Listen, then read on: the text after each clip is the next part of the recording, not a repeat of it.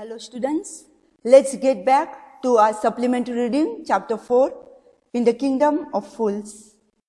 So far we have been studying about how and what are the foolish things have been happening in the kingdom of fools.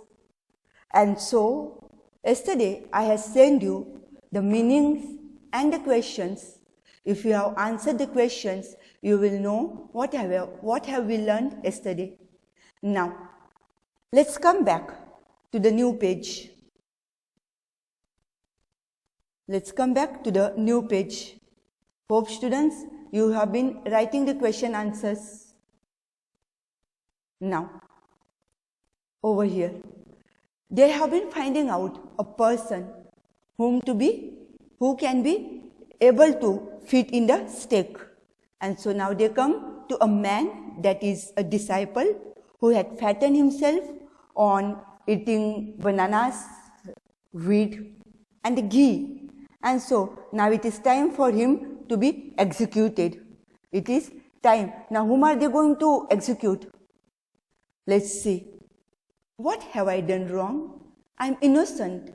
I am a sannyasi, he cried. Who is this student? We were studying about the fat man. Who is this fat man? It's a disciple. It's a disciple who refused to go with Guru. That may be true, but it's the royal decree that we should find a man fat enough to fit in the stake, they said, and carried him to the place of execution. He remembered his wise Guru's words. This is a city of fools. You don't know what they will do next. While he was waiting for death, he prayed to his Guru in his heart, asking him to hear his cry wherever he was. So students, who is he praying to the Guru? This is a fat man. This is a disciple. And why is he praying? Because he is taken for the execution. Was there any fault of this disciple? No. Disciple had not done any crime. But he was fit. He was a man who would be fit for the execution to get into the stake. Because the merchant was very thin and he couldn't get fit into the stake. And so they decided to get a man who could get into fix into the stake, and it was none other than the disciple. And so now he is crying and he is praying to whom? Praying to his Guru. Why? Because he realized how foolish the people in the city of kingdom of fools were. The Guru saw everything in a vision. He had magic powers. He could see far and he could see the future as he could see the present and the past. He arrived at once to save his disciple, who had got himself into such a scrap through love of food. Now, students, what was that? He was like a glutton. He wanted to eat and eat more because the food was cheap. And so he had put on weight, he had become fat. So what happens? The Guru was able to see everything in a vision. And what was that? He had a magic power. He could see far as well as could see things happening in the future. So he arrives at once in order to save his disciple. Who is his disciple? The fat man, who had got himself into such a scrap through love of food. And why did it happen, students? It was all because of the love of food, no? Otherwise, if he wasn't fat, if he was thin, he wouldn't have been able to fit into the stake and he wouldn't be dying. As soon as he arrived, he scolded the disciple and told him something in a whisper. Then he went to the king and addressed him, O wisest of kings, who is greater, the Guru or the disciple? Of course, the Guru, no doubt about it. Why do you ask? Then put me to the stake first. Put my disciple to death after me. So what is Guru saying? Who is the wisest, a Guru or a disciple? And the king says, obviously, of course, it is a Guru who is more learned, who is most wisest person in the among us over here. And so what he says? So you first put me to death, not my disciple. So this is a picture. You can see how they have been discussing. When the disciple heard this, he understood and began to clamor, me first, You brought me here first, put me to death first, not him. So, see, disciple somehow got the idea how his guru has been, and so he understood. So, what is the disciple saying?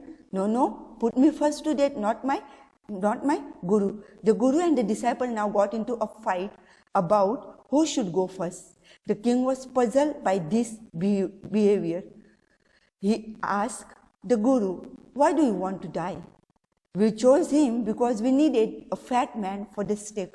So, what is the king asking? King is asking the guru, why do you want to die? It is the disciple who has to die because he is fat, he is fit for the stake. So, we want him to die.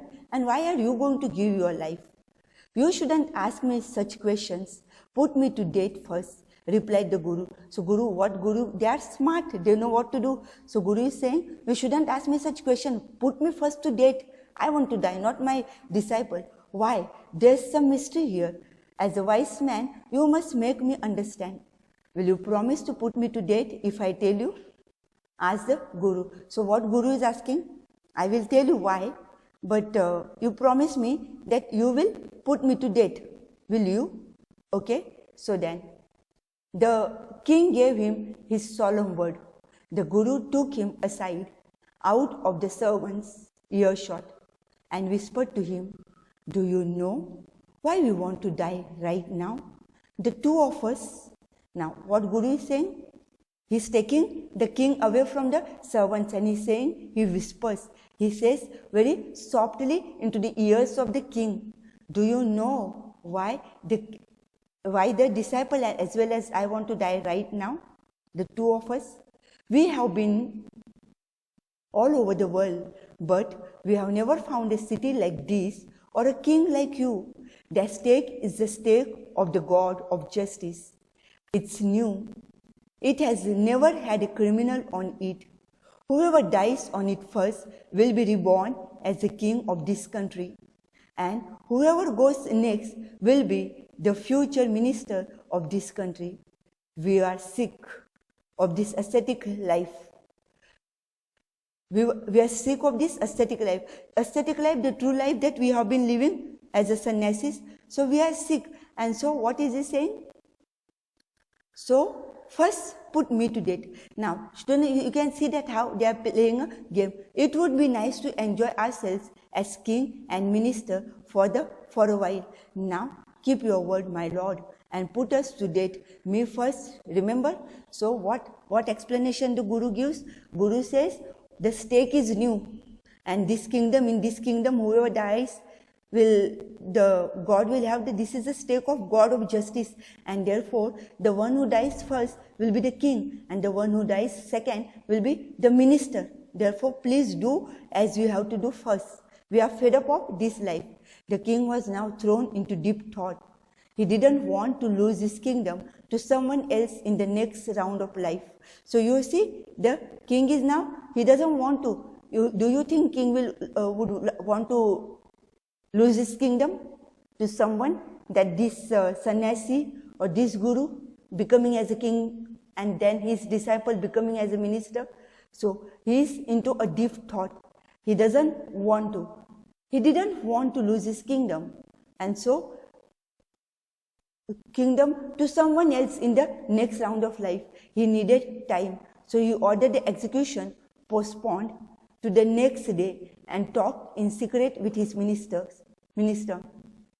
It's not right for us to give over the kingdom to others in the next life. Let's go on the stake ourselves and we will be reborn as king and minister again. Holy man, do not tell lies, he said, and the minister agreed. So what is he saying? Holy man will not tell us lies, and we don't want to give our kingdom to somebody else. If I die first, I will be in the next birth also, I will be a king, and if you die second, you will be the minister. And holy man will not tell lies, but holy man was a wise man. So he told the executioners, we'll send the criminals tonight. When the first man comes to you, put him to death first. Then do the same to the second man. Those are my orders. Don't make any mistake. So what is he saying? As the man comes, we will send it to you tonight for the execution. And he tells the executioners, whoever comes first, you execute him first, and the second man as a second. Please don't make any mistake. Those are my orders.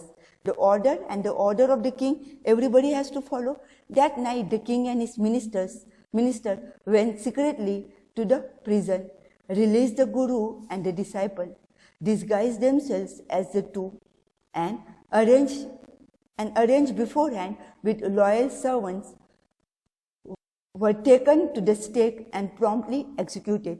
So what is happening? They disguise themselves. They wear a different type of dress which will not be recognized. It will be like the guru and the disciple. And so they had also told the loyal servants. What have they told the loyal servants? That you take us to the stake and promptly be executed. And they were at once executed as they were told. You can see over here. The picture has been given. The guru and the disciple moving, whereas the other two in the king in the prison. Okay, let's see now what happens. When the bodies were taken down to be thrown to crows and vultures, the people panicked. People were very much worried. They saw before them the dead bodies of the king and the minister. The city was in confusion. The people of the city were so scared. They were so much in dilemma that how is that the king and the minister dying? All night they mourned and discussed the future of the kingdom. Some people suddenly thought of the guru and the disciple and caught up with them as they were preparing to leave town unnoticed. Guru and the disciple, they wanted to leave without anyone noticing them. They wanted to leave unnoticed. And so as they were moving, the people of the kingdom, they think of guru as a king and disciple as a minister. We people need a king and a minister, said someone. Others agreed. They begged the guru and the disciple to be their king and their minister. It didn't take many arguments to pursue the disciple, but it took longer to pursue the guru. Disciple, anyhow, he was ready, he was getting a place, he was getting a position to be a minister. But the guru was not. Guru was really a godly man. He could see, and we saw also how he could see in a vision that his disciple was in trouble. So he goes at once to leave the guru. Now, you see, they finally agreed to rule the kingdom of the foolish king and the silly minister on the condition that they could change all the old laws. Guru is saying, I am ready to become a king, but on the conditions that I tell you. You will have to change all your old laws. What were the old laws? The day into night and the night into day, which was a foolish kingdom. Really, it happened only in the foolish kingdom. And so, from then on, night would be again night and day would be again day. And you could get nothing for a dudu. It became like any other place. So, what happened? You will not get anything in one dudu, but it will be like any other places as much as money you pay. So, you can see, students, we finish the lesson over here. You see, it is taken from a Kannada folktale from A.K. Ramanujan's Folktales from India.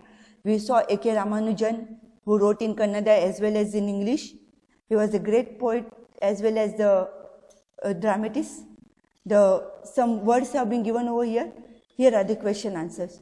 Students, all the question answers you have to answer. The big and the short question answers. Okay? This is your homework. Today I am not sending you the question answers, but this homework you have to do. Many of you are not doing. Please see that you complete your books. So, we will start now with a new topic. Supplementary reading, chapter 4 is over.